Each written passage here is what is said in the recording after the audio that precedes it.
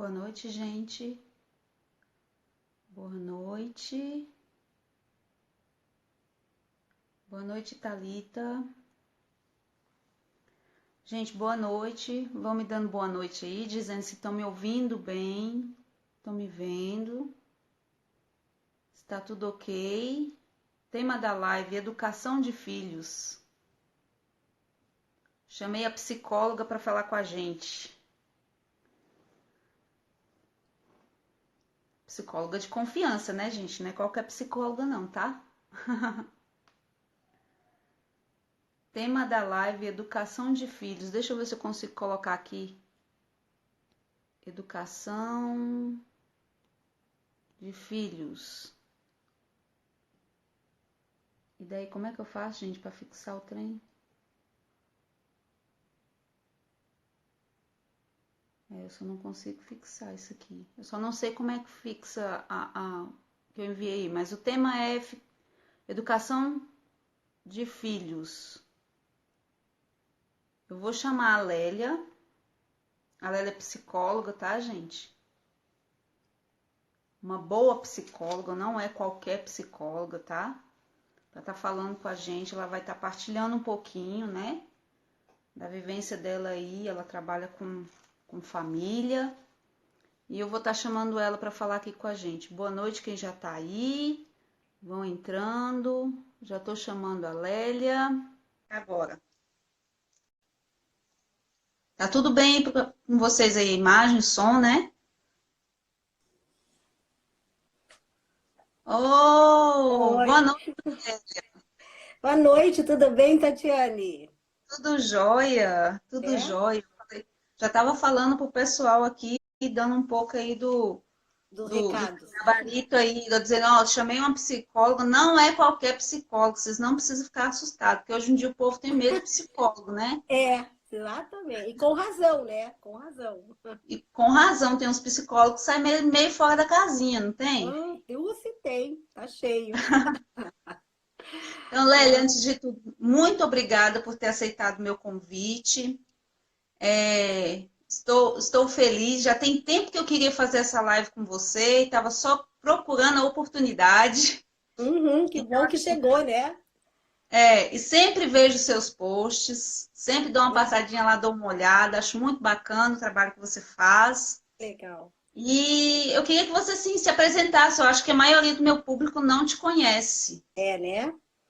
Que bom. Aham. Vão conhecer hoje, então, né? Que legal. O meu nome é Lélia Cristina de Melo e eu sou casada e não tenho filhos. Sou uma casada sem filhos que dá mentorias para pais, né? Porque estudei muito e atendo no consultório há muitos anos, né? Famílias, pais com filhos pequenos, maiorzinhos, adolescentes, enfim. Então, eu moro em Curitiba e tenho um consultório onde eu atendo presencialmente e faço também atendimento online para pessoas de outras cidades do Brasil, tá? Tanto terapia, que é terapia para jovem e adulto. Agora, assessoramento ao pai e à mãe não é atendimento à criança, é só orientação aos pais, entendeu? Sobre a boa educação, aquela top, né? Entendeu? Então, esse é meu trabalho, tá? E agora eu estou trabalhando no Instagram, porque a gente usa bastante do tempo no Instagram também, né, Tatiane? Aham. E precisa É, atingir mais gente, né? Até como eu estava falando, o pessoal tem medo de psicólogo, né, Lélia? Então, assim, isso. conforme vocês vão adentrando nas redes sociais, a gente vai começando a ver o trabalho, ver que é uma coisa séria, ver que é uma coisa que se alinha ao que a gente pensa, né? E Uhum. ver naquela pessoa que ela pode ajudar a gente com ferramentas, né? Isso mesmo, exatamente. Porque a parte Eu, técnica, né? A parte técnica com fundamento especializado, entendeu? Né? Lélia, quando a gente fala de educação de filhos, o negócio é brabo, né? É. É mais hoje do que era há uns 20 anos atrás. Eu já ia começar te perguntando isso, Lélia. Ah, tá, Olha, tá. já estamos em Já estamos sintonia. sintonizadas. Sim, eu percebo que há anos atrás, 20, 30 anos atrás, 40 anos atrás, as pessoas não tinham o acesso à gama de informação que nós temos hoje sobre educação de filhos. Isso, Mas, ao mesmo tempo, eu percebo que nunca estivemos tão perdidos nesse isso, sentido.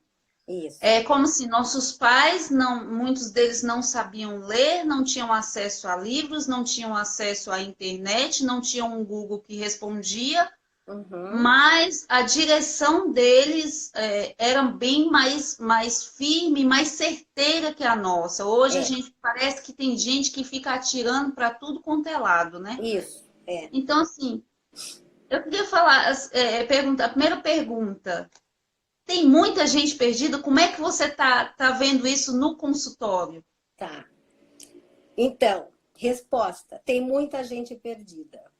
Gente boa, hein? Gente boa, com enorme potencial, assim, querendo acertar, entendeu? Amam, definitivamente amam muito os seus filhos, tá? Só não estão sabendo direcionar bem, porque realmente eu acho que é um excesso de informações, e não se tem uma linha condutora, uma linha mestra, uma espinha dorsal, né? Também culpado disso são os próprios psicólogos, pedagogos, educadores, pediatras, tá? Que eu estava fazendo aí um estudinho que até alguns anos atrás a palavra que definia a educação era não reprimir.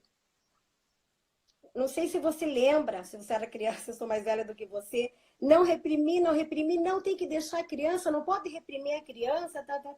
Tá, a partir de 1980 e poucos, 90, a palavra que define a educação agora e que existe um acumulado de livros, de trabalhos e especializados, é limite. Limite. Tem vários livros com essa palavra. Textos, trabalhos científicos, de faculdade, profissionais, entendeu? Com a palavra limite. Então, para você ver que a gente, como humanidade, a gente peca pelos excessos, porque nós polarizamos. Tá? Na verdade, eu não peguei na minha educação, da minha época, da minha infância, uma educação opressora, de jeito nenhum. Eu sei que existia uma educação opressora, né? Mas faz muito tempo que não existe essa opressora, tá? Mas acontece que, por algum motivo, por ideologias, tá? Tanto na escola quanto na família, se enfatizou nos últimos anos essa extrema liberdade do educando, da criança, do pequeno, do menor, que é criança e adolescente, entendeu? Então, é uma ideia, é um conceito que paira na sociedade, principalmente latino-americana, mas é mundial, é internacional, entendeu? O coitadinho, é a política do coitadinho, tão pequenininho, né? Como é que você vai forçar, obrigar, dirigir? Ele é tão pequenininho, ele é tão criancinha, mas ele não entende ainda. Ou senão, Ele é tão assim, inocente. inocente, exatamente, ele é tão inocente, que horror, você como pai, como mãe, como educadora, vai ficar fazendo, né, forçando uma criança, entendeu? Então, minaram a autoridade, a função de autoridade das pessoas que têm autoridade, que são, em primeiríssimo lugar, o pai e a mãe. Mas nós temos outras autoridades, tem os mais velhos, tem a polícia, tem o diretor, temos muitas autoridades, né? Mas todas essas autoridades foram esvaziadas por uma questão ideológica, paira no ar da sociedade brasileira. Entendi. Lélia, você falou aí muito bem na questão da autoridade, e já é uma das perguntinhas que eu já tinha deixado aqui engatilhada. Também. Lélia, o que é autoridade? Uhum. Olha bem a palavra, autor, né? Autor, autora. Então, assim, na família, vou falar de autoridade na família, aquele homem e aquela mulher que passam a ter um filho, que eles geraram uma criança, eles são os autores biológicos, espirituais, psicológicos dessa criança. Eles são os primeiros, eu digo, não que não vá ter outras autoridades depois, mas eles são os primeiros e principais.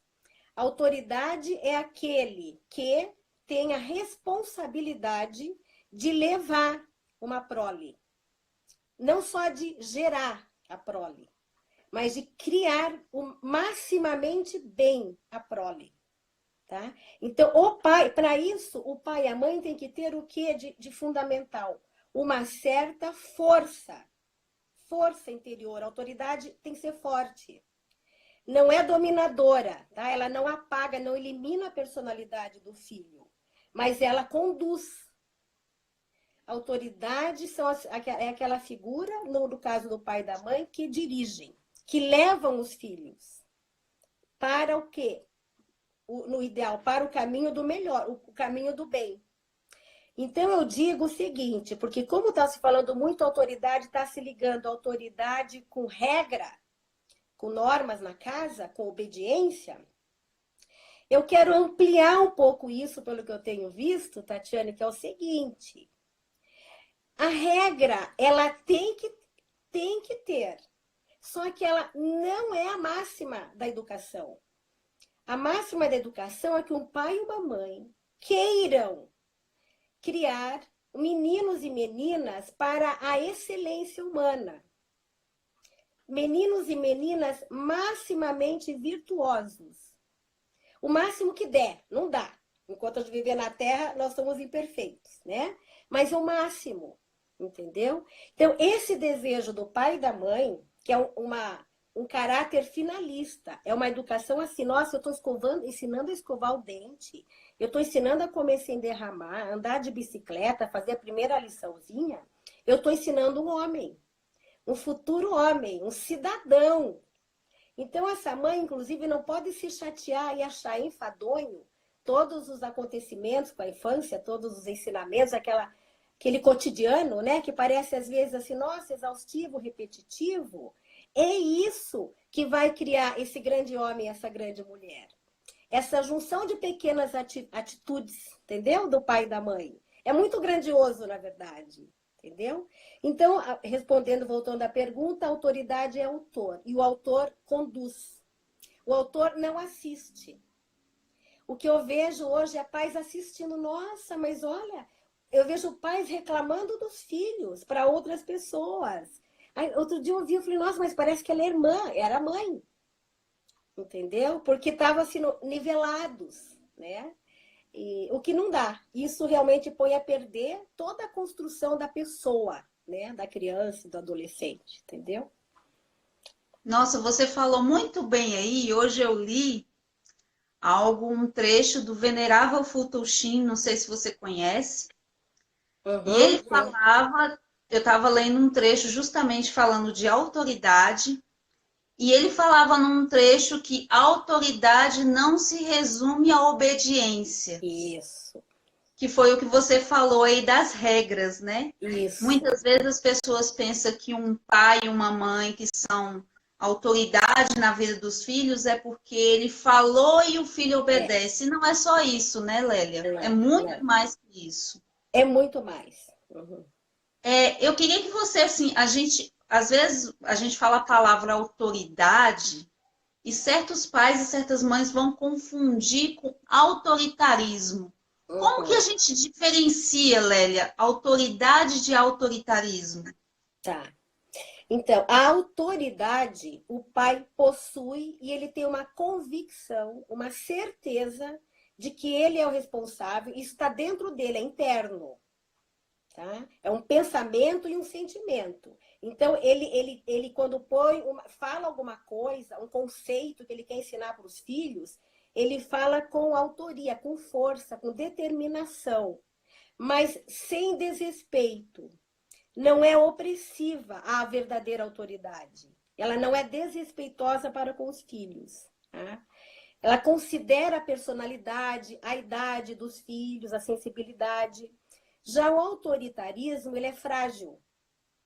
O autoritarismo é próprio de pessoas, de pais e de mães mais inseguros, que precisam se fazer valer um pouco pela uma certa dureza, que às vezes é um pouco irritável, raivosa, que passa do tom, entendeu? Porque ele quer que o filho cumpra. Ele quer que o filho cumpra. Então ele fica muito agressivo, muito com poder, empoderado demais. É a palavra aí que está por aí. entendeu? E esse empoderado demais que passa do limite não chega na criança. Porque a verdadeira autoridade, a que chega bem na criança, é aquela que os pais respeitam. Os pais são também próximos. Os pais têm uma afetividade resolvida. Então, eles não berram. Tá? Aliás, o grito funciona bem de vez em quando. Não é que nunca se pode gritar. Tá? Eu sei, o pai e a mãe às vezes precisam gritar, mas ele tem que ser muito raro. Tá?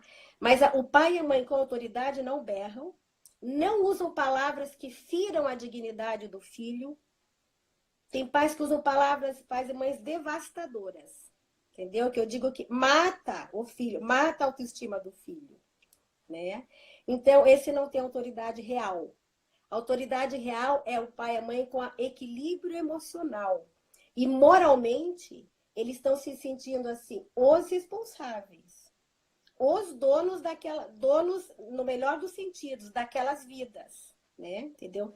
Dono no sentido de responsável. E eles têm uma convicção muito grande de que é deles essa autoridade. Não é dos filhos e não é de mais ninguém. Então, eles falam com certeza, com definição. E o autoritário é inseguro, é frágil, não tem muita certeza e quer se fazer valer pela força. Um verdadeiro pai que tem autoridade, ele não quer vencer, não é uma luta essa, de pais e de filhos, tá?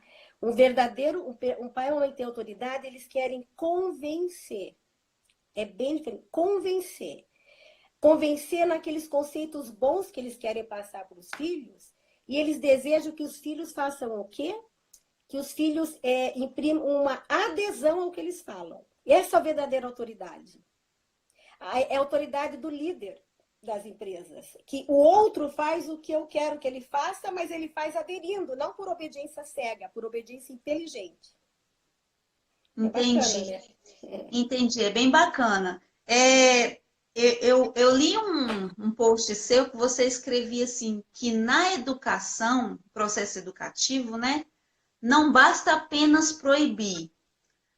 Como você estava falando aí da questão dos limites, né, que hoje há muitas literaturas usando a palavra limite. Mas o que seria esse limite, Lélio? O que seria esse não basta só proibir? Até quando a gente pode passar de ser um pai autoritário e querendo não traumatizar o filho, né? Passar para o outro lado de ser um pai permissivo. Tá. Então, assim, não basta só proibir, tem que fazer o quê? Formar a consciência. Isso é grandioso. Isso é muito grandioso.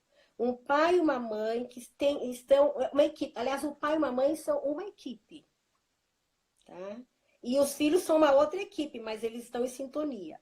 Então, o que o pai e a mãe têm que fazer, em vez de ficar proibindo como se fosse um contrato, né? É permitido tal. É vedado. Eu digo, aqueles contratos de empresa, né? É vedado, blá, nisso, né? Não, na verdade é formar consciência, que são aquelas conversas esclarecedoras, orientadoras, em relação a valores e virtudes que os pais têm com seus filhos. Os pais vão ensinando essas crianças a enxergarem uma realidade que só um bom pai e uma boa mãe têm conteúdo para ensinar.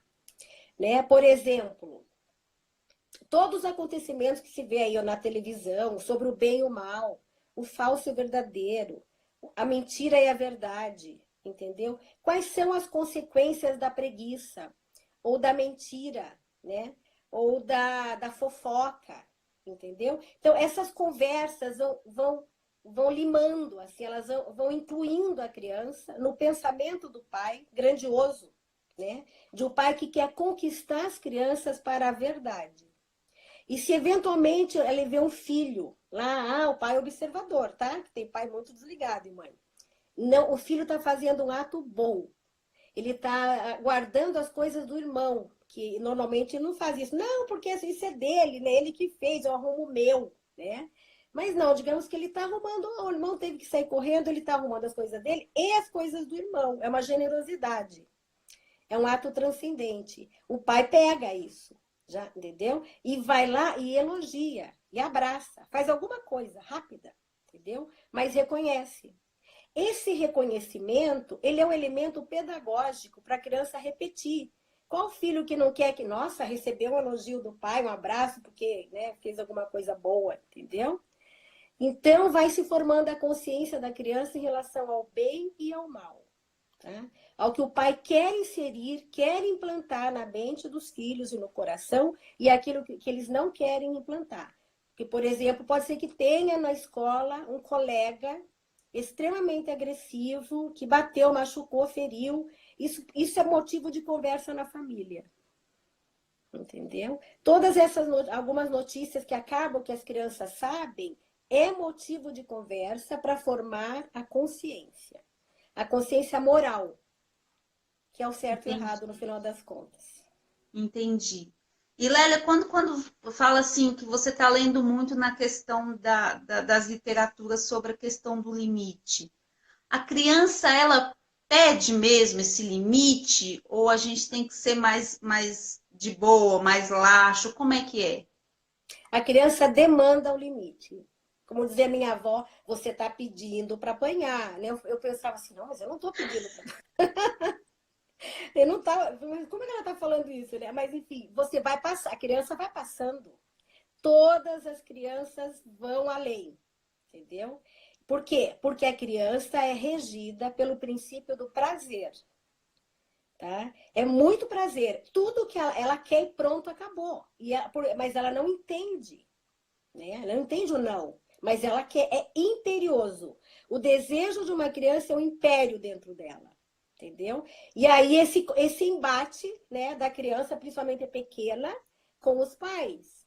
Que hoje eu postei até, agora há pouco, a crise de criança de 1 a 3 anos. Em vez de você falar não, não, não, não, não, não, não, muito não, ficar nervosa, irritada e entrar numa luta com a criança, tem alguns jeitinhos assim de contornar a situação, entendeu? Mas o limite é fundamental, não tem como, tá?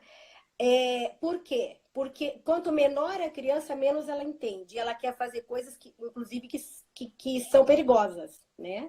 Então tem que ter mais não. Se você não falar não, pelo menos você retira. Você não fala nada mais, tira o estímulo ou tirar a criança, por exemplo, né? Mas a criança demanda limite mesmo. E vou te dizer, nós adultos nós precisamos às vezes de limites. A gente também extrapola, né? E por isso que eu digo, até escrevi aqui, nós adultos temos que também termos uma autoeducação. A gente não está pronta, né, Tatiane? Nós não estamos prontas. Se nós não estamos prontos com essa idade, com essa monte de informação que a gente tem, se imagine criança de 2, 3, 5, 8, 9 anos e o adolescente, que é um período de ebulição. Então, de fato, eles precisam de limite. Só que o limite não pode ser assim, ele tem que ser. Se der para ser um pouco simpático, entendeu? Se der para os pais não gritarem, não terem mau humor ao impor os limites, entendeu? E que os pais façam os filhos compreenderem a razão dos limites. O limite não existe pelo limite, isso é uma burrice, é desinteligente. O limite existe em função de algo bom. E a criança tem que saber, mas precisa de limite. Então, o limite ele funciona melhor se a criança souber o porquê dele. Exatamente. Vou te dizer Mas outro. Pode falar. No caso de uma criança, por exemplo, Lélia, de 1 a 4 anos, mesmo que você explique, talvez ela não entenda. Mas mesmo assim você aplica. Aplica e explica.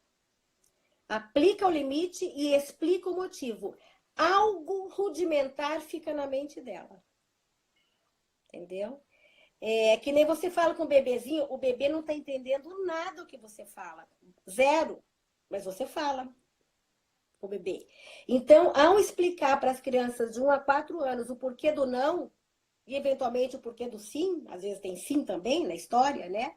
Você está formando a parte da inteligência. Tá? Ela vai, aí se ela não compreendeu agora, a semana que vem com criança, né, tem um desenvolvimento muito rápido, daqui 2 semanas ela já entendeu melhor do que hoje. Já vai entender melhor do que hoje. Então, fazer ou não tirar, ou dizer não mesmo, mas dizer alguma coisa. Criança pequena, explicação pequena. Criança grande aumenta a explicação. Adolescente, com adolescente você fala tudo. Porque o adolescente já tem uma inteligência formal própria do adulto. O que ele não tem? Ele não tem experiência e, portanto, não tem maturidade. Mas ele entende tudo. Então, a criança pequena você explica do mesmo jeito. Simples. Tá? Entendi. Entendi. Tem uma moça perguntou uma coisa aí, diz que o filho dela de 5 anos está desafiando ela. Uhum. Como que uma mãe e um pai pode agir numa situação dessa, quando a criança se põe a desafiá-lo? Uhum. Com 5 anos é bem pequena para desafiar. Os pais têm que avaliar o seguinte: será que ele não está tendo uma vida muito relax? Entendeu? Muito cômoda. E será que eventualmente ele não está vendo que os pais, que ele pode desafiar, porque o que os pais estão fazendo com o desafio? Quando uma criança desafia, pode vir a acontecer, na primeira vez, na primeiríssima vez, os pais não podem ter que fazer uma contenção. Não pode, vai chamar, vai conversar no quarto, vai fazer ele pensar, vai deixar ter uma consequência e ligar assim, olha, é errado, errado, isso não dá aqui em casa, não dá. Você tem que, isso não pode. Entendeu? Tem que fazer uma coisa muito claramente didática, assim, que eles percebem. Isso não. Porque tem algumas leis na casa que elas são as mais importantes, elas são primárias. E tem leis secundárias. Se eventualmente um dia tá super cansado, chegou dormindo e não toma banho, uma criança pequena, não tem grandes problemas, né? Mas mentir tem grande problema, enganar tem grande problema, entendeu? Se opor, esse desafio, esse é um problema grave. Ele, com 5 anos, ele não pode fazer isso. Então, o que hoje dá para fazer? O pai e a mãe chamam o filho e vão conversar com uma conversa tranquila. Por que tranquila? Porque ele vai ter que pensar. Se for uma conversa tumultuada de emoção, ele se defende, entendeu? Ele não raciocina. Então, é uma conversa tranquila, mas muito firme. Não, não e não. Daqui para frente, esse tipo de atitude, não. Tá entendendo? Não mesmo. Entendeu? Esse marcador. Você está falando aí com relação, né, a ter uma conversa tranquila. Eu estava lendo num livro que eu estou lendo sobre educação de filhos, que quando o pai e a mãe vai de uma maneira muito agressiva, né, falando muito alto, gritando, às vezes com uma certa raiva no olhar, a tendência da criança é como se ela se bloqueasse e ela Uhum. não absolvesse aquilo que o pai e a mãe estão falando. É como se naquela hora ela só se travasse de medo É, e assentisse ou dissesse que não só porque o pai e a mãe estavam falando, mas que na verdade ela não entendeu nada. perfeito. Perfeito, porque o impacto da emoção é muito forte, é muito intenso. Então, ela não está com a cabeça para a razão, ela está com a cabeça para aquela emoção forte demais.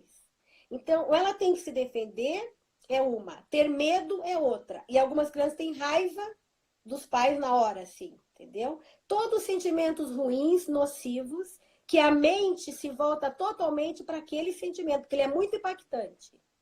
Entendeu? Não é educativo, não é corretivo. É melhor os pais não falarem numa hora dessa, se acalmar. O que os pais têm que fazer? Falar com voz forte e firme, mas no controle da emoção. O pai está corrigindo o ato. Ele não está humilhando o filho, desqualificando a criança. Tudo menos isso. Tá? Mas o que acontece com alguns pais? Eles, da parte emocional, talvez tenham algumas dificuldades com a maturidade e eles entram num jogo, numa guerra, tá? De igual para igual com o filho, entendeu? Então eles ficam assim alvoroçados, exaltadíssimos, né? Isso não realmente a mensagem não chega. O que é o principal? É a mudança do comportamento da criança. Com esse teatro todo não chega a mensagem. Então o filho fala que sim, que não, exatamente, porque ele está com medo. É como um preso que confessa né, sob tortura. entendeu? Foi uma relação, que horror, né? Horror, mas é um pouco assim, entendeu? O filho e os pais têm que estar com a parte emocional em dia na hora de uma conversa boa, educativa, que vai ter que mudar um pouco as coisas, entendeu? Aí dá Entendi, certo. entendi. Você estava falando aí, voltando ao assunto aí quando falou da criança de 5 anos, que você falou assim que a vida dele está muito boa. Eu li um post seu que me chamou muita atenção, eu até copiei ele aqui, que você colocou assim que não permitir que os filhos sejam excessivamente servidos, não deixar que isso aconteça, para que o ócio não deixe ele virar uma preguiça e A com isso ele... tristeza, isso, a Explica um tristeza. pouquinho disso para gente. Aham, tá. Então é assim, a criança pequena, ela é pequena, mas ela está crescendo bem rápido, tá? A criança de 2 anos não é o bebezinho. A de 4 não é de 3. A de 5 não é a de 4. Alguns pais tratam 3 anos, 2 ou 3 anos, uma criança que a cada 2, 3 meses dá saltos na maturidade e os pais estão tratando aquela criança como pequenininha. Servindo, dando, facilitando, ajudando muito, dando apoio demais, tá? E não solicitando nada dela, mas ela já tem para dar.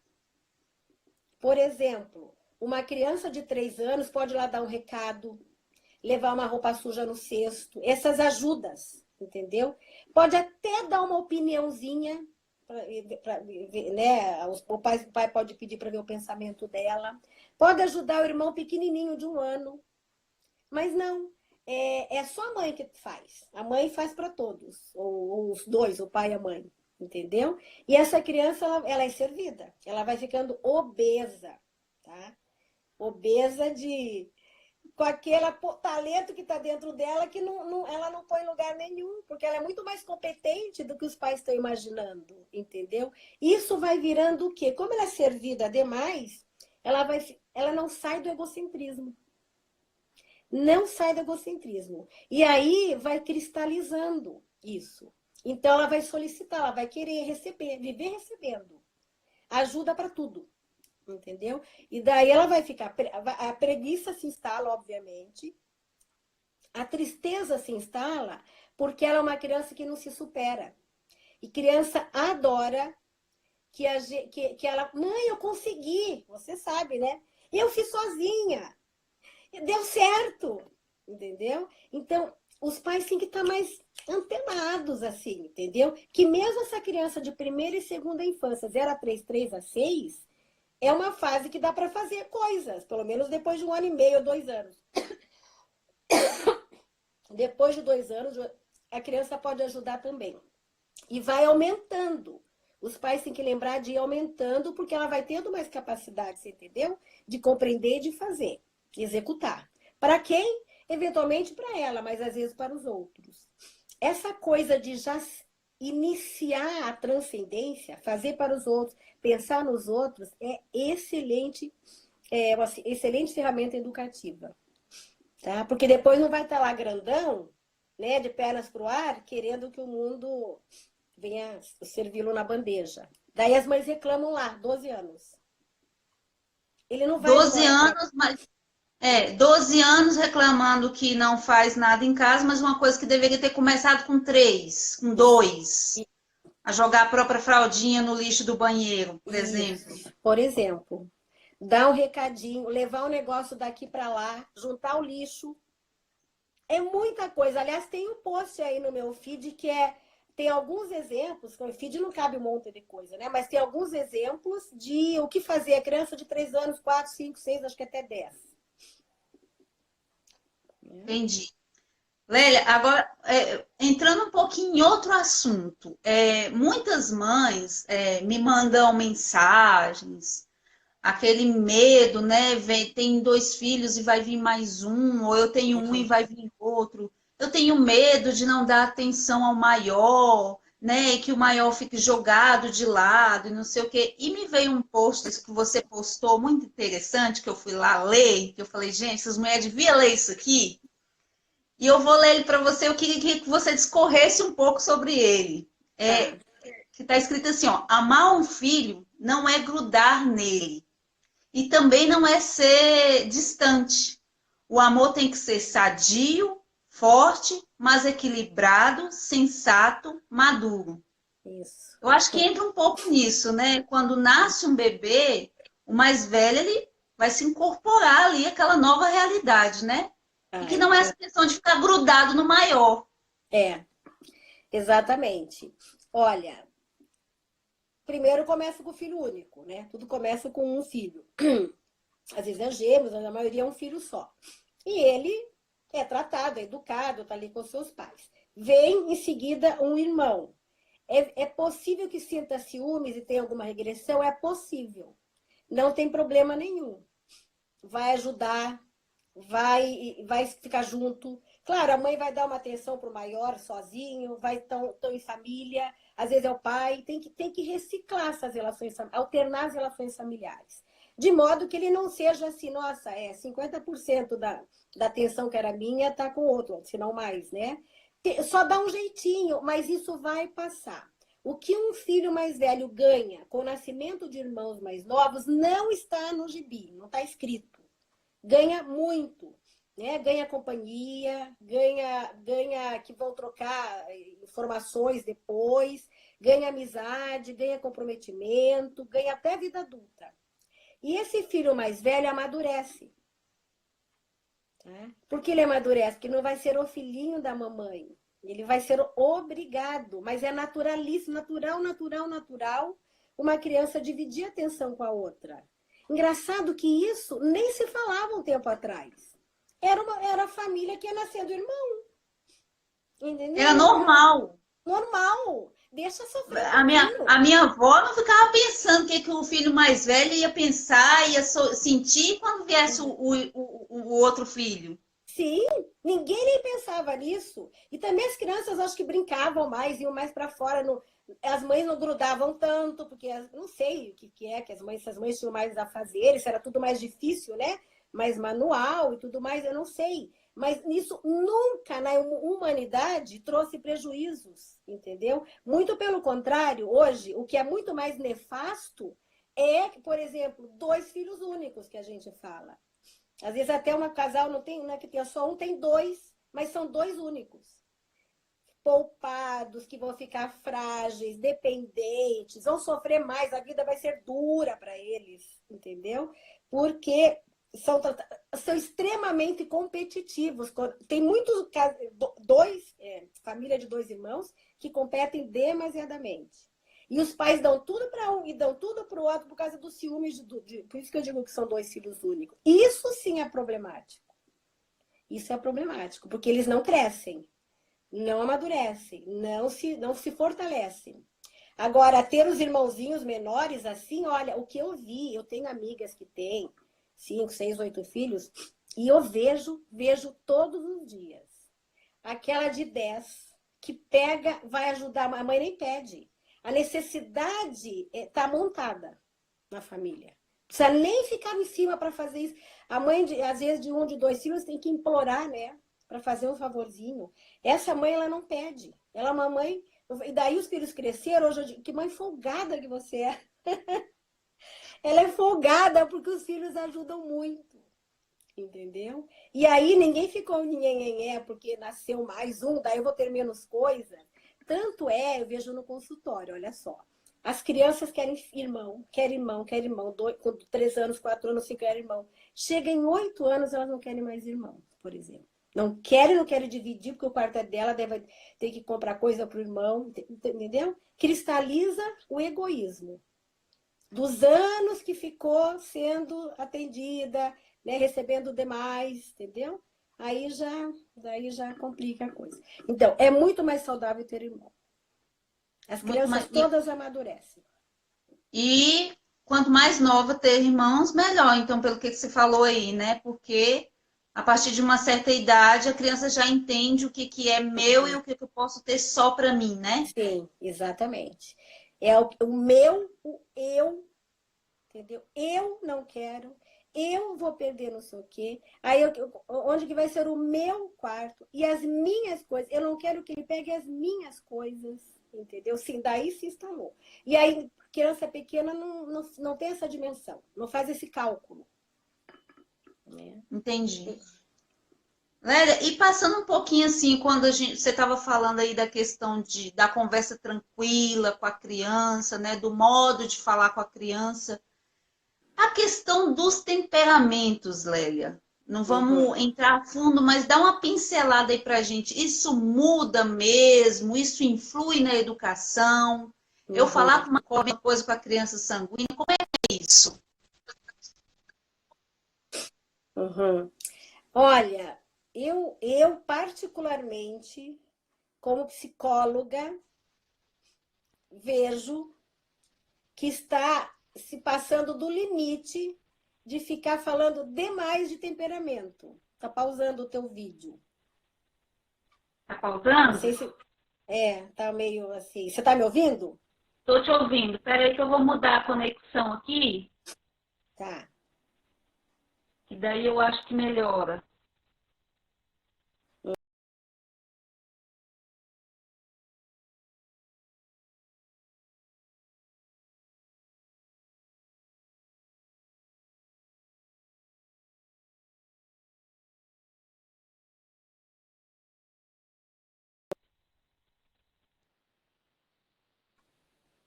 Ah, deu certo. Voltou Ah, totalmente.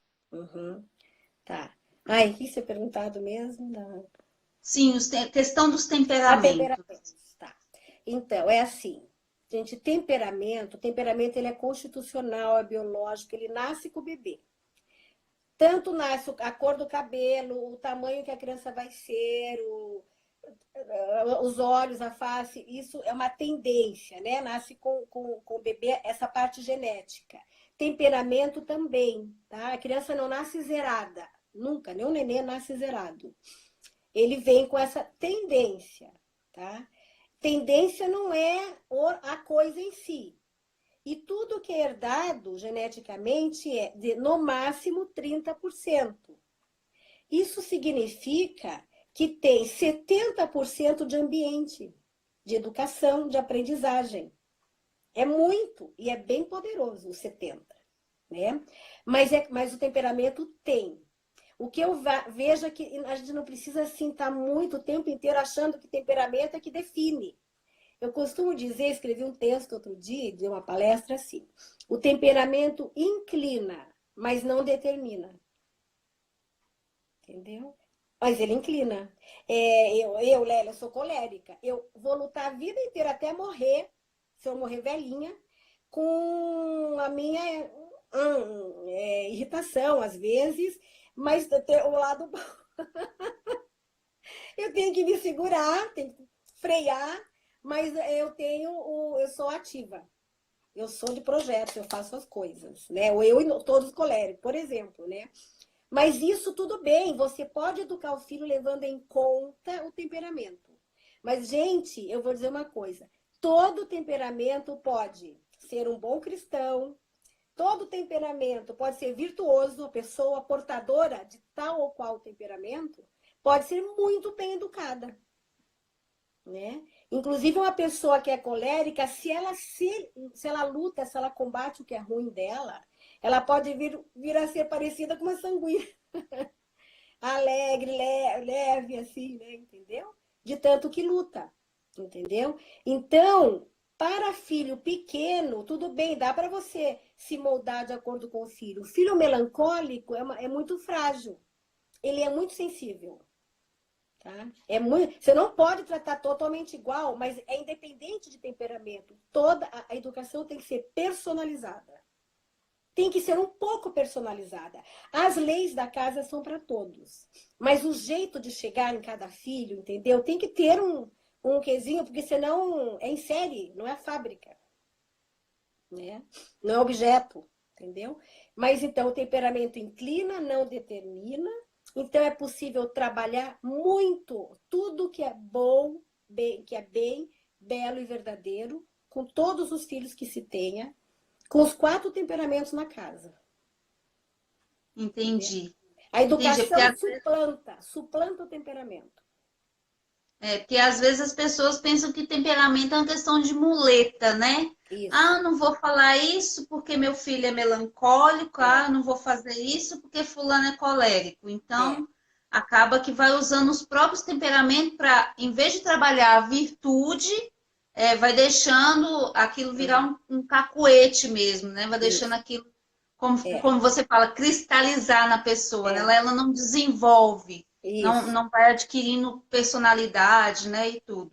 É, não vai se É, desenvolvendo. Agora, deixa eu só fazer uma dedas. O melancólico, por exemplo, as mesmas virtudes que você quer para um, você tem que querer para todos. O que que muda? O jeito de chegar. Mas ele vai ter que adquirir, entendeu? Ele vai ter que obedecer às leis da casa, ele vai ter que crescer. Só que você fala com um bem tímido, você fala diferente com o outro que é um furacão. Só isso, mas entendeu? Mas tudo a mesma coisa, né? Chega-se com as mesmas leis, com os mesmos valores, entendeu? Exige-se de todo mundo. entendi.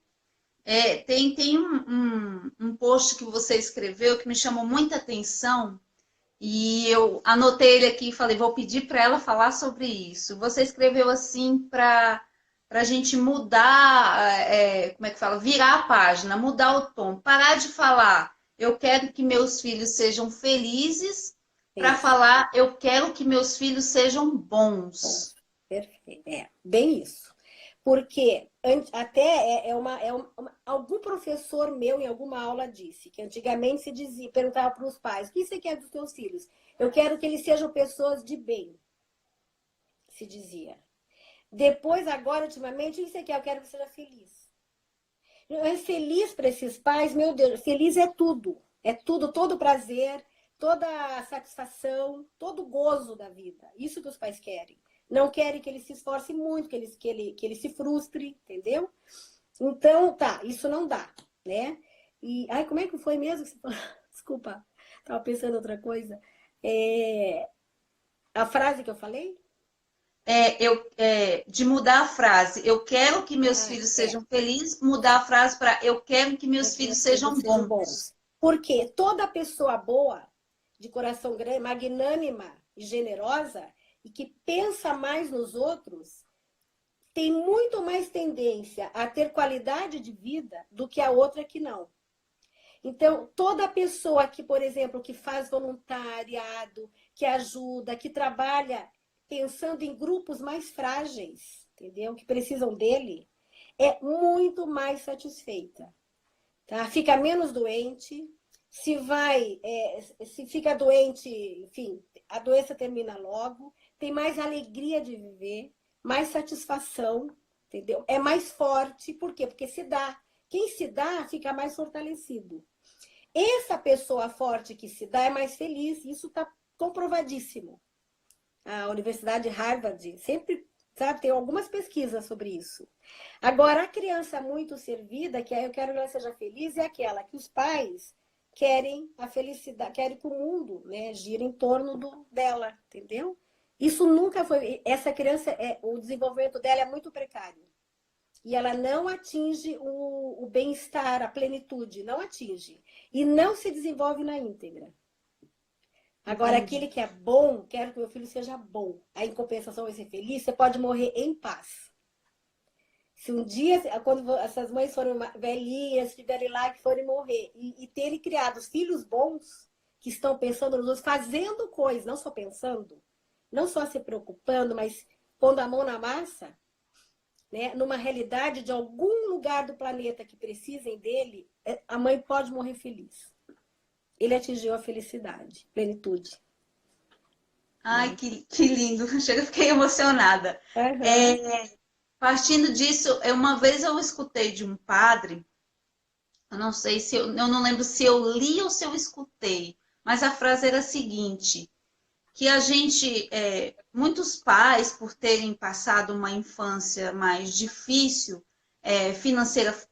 financeiramente falando, economicamente, né, que tinham poucas coisas, tem aquela vontade de dar coisas melhores para os seus filhos, né? E eu lembro que o padre é muito enfático, ele falava assim, esse pensamento de dar o que eu não tive para os meus filhos é um pensamento demoníaco.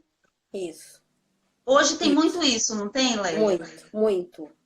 Muitas vezes os pais não querem ter mais um filho para não ter que dividir e deve ter que dar coisa para 2 ou para 3, entendeu?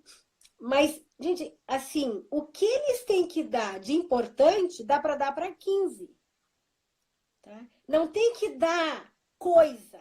Coisa esses filhos vão conquistar, eles vão comprar depois. Porque eles vão ser muito esforçados. Família que tem irmãos são lutadores. Entendeu? Aí eles vão lutar e vão conquistar por si mesmos. Nossa, vai ser uma felicidade. Agora, os pais darem coisas materiais, por que eles não querem dar outras coisas? Cultura, fé, esperança, bons conceitos, né? Virtudes. Isso é impagável. Entendeu? Nenhuma criança é menos feliz porque não tem igual os amigos têm em questões materiais. Nenhuma. Inclusive, tem pesquisa também que diz assim, que teve uma época, os filhos tiveram muito, uns tiveram muito, outros tiveram menos, porque realmente eram mais pobres, né? Mas esses mais pobres ficaram mais ricos do que eram ricos na infância. Porque foram forjados na vida, tiveram que correr atrás, entendeu? Foram lutadores, corajosos e foram vencedores. Né? Mas os filhos que façam para eles mesmos e para outros, mas não que os pais façam para os filhos, né? É diferente, entendeu? E não tá certo. Porque são esses os filhos que vão ter ansiedade, depressão, distúrbio do humor, né? Outras doenças, tristeza, vazio, desesperança, né? Porque ganharam, foram sufocados, foram assim, engordados de coisas dadas pelos pais. Entendi. Tá? E Lélia, eu queria entrar numa questão que é um pouco delicada, que eu acho que você já pega aí na adolescência muitos problemas relacionados a uma coisa que eu vou falar de antes. A questão do celular dado para crianças, 4, 5, mesmo pré-adolescentes. Isso dá muito problema, Lélia? Dá muito problema, dá muito problema. A Organização Mundial da Saúde incluiu aí há pouco tempo a adição, o vício da tecnologia. Porque essas pessoas, tem até um postzinho também no Stories, elas têm síndrome de abstinência. Quanto mais cedo elas ganham um smartphone, um tablet, mais viciadas elas ficam. Porque essa vai ser a referência delas de passatempo. Entendeu? É nefasto. A idade de se ganhar um celular, e ainda com uso controlado, é entre 13 e 14 anos. Porque daí sai, vai no amigo, fica mais independente, anda de ônibus, essas coisas, né? Entendeu? É nessa idade, mas com uso controlado. Tá? Agora, 4 anos, gente, não, impossível, mesmo que seja um pouquinho para brincar. E um neuropediatra espanhol também tem uma pesquisa que de 0 a 3 anos, 0 de tela. Tela de televisão, qualquer tela. Grande, longe, não precisa de tela na vida de criança de 0 a 3. Porque o desenvolvimento cerebral, neurológico, é muito intenso, ele ainda é muito incipiente. Então, o olhar, assim, se focar o olharzinho da criança, os olhos, entendeu? Prejudica tanto os olhos mesmo, quanto alguma área neurológica, quanto a capacidade de atenção e cognição. Porque o que é televisão?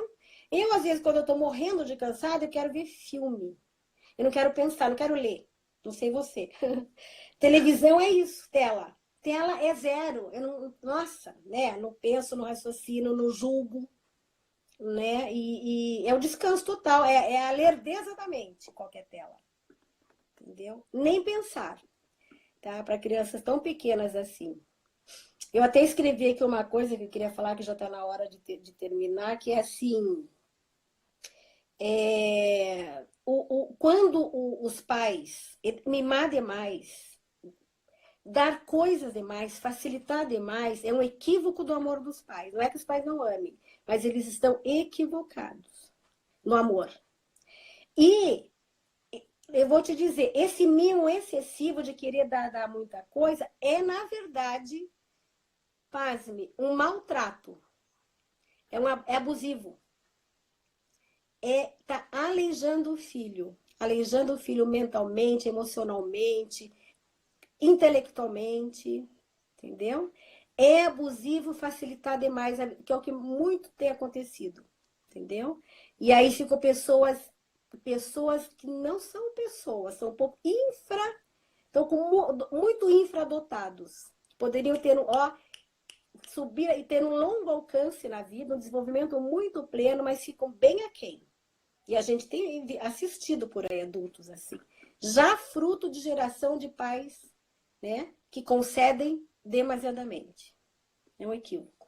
É uma pena. Nossa, aprendi muito, assim.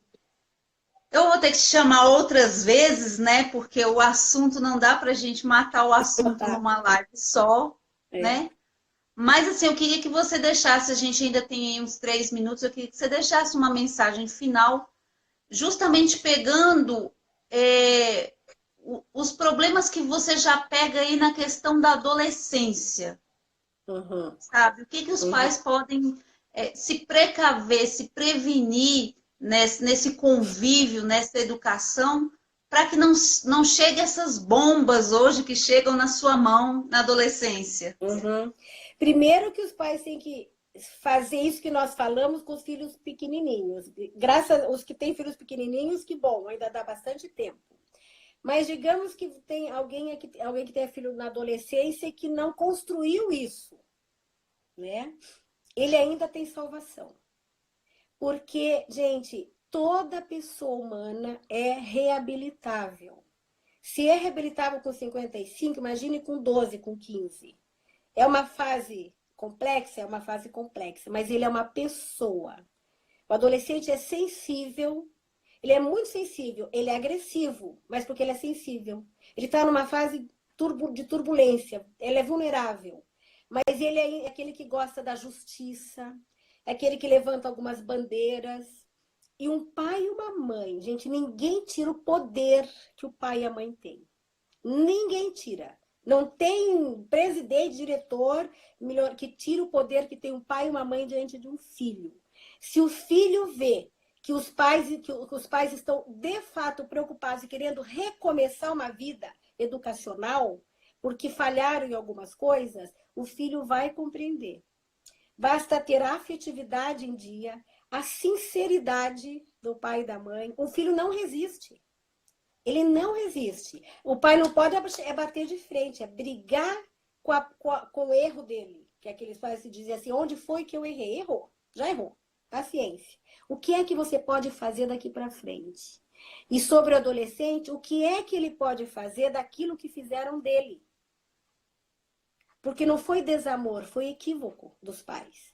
E essa sinceridade, essa abertura de alma, entendeu?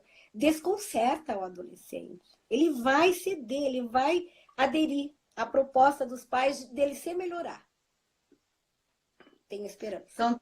Então tá, Lélia, muito, muito obrigada. Te agradeço imensamente. Que Deus abençoe muito o seu trabalho. Obrigada. Vou te chamar, eu espero que você aceite outras lives, porque assim, eu vejo que é uma pessoa maravilhosa e tem aí anos aí de experiência para passar para a gente, para ajudar a gente a ir dando direção, né? Para a gente não ficar tão perdido. Isso. E que Deus abençoe seu trabalho e continua no Instagram, viu? Não some não, porque a gente tem que ter cada vez mais psicólogos para ajudar a gente. Isso, exatamente. Não vou sumir do Instagram. O Instagram agora é uma das minhas frentes principais. Estou quase viciada. Então tá, Lélia, muito obrigada. Deus te abençoe, tá? Obrigada, vou salvar a live. Salva que eu quero depois. Abraço, tchau. Abraço.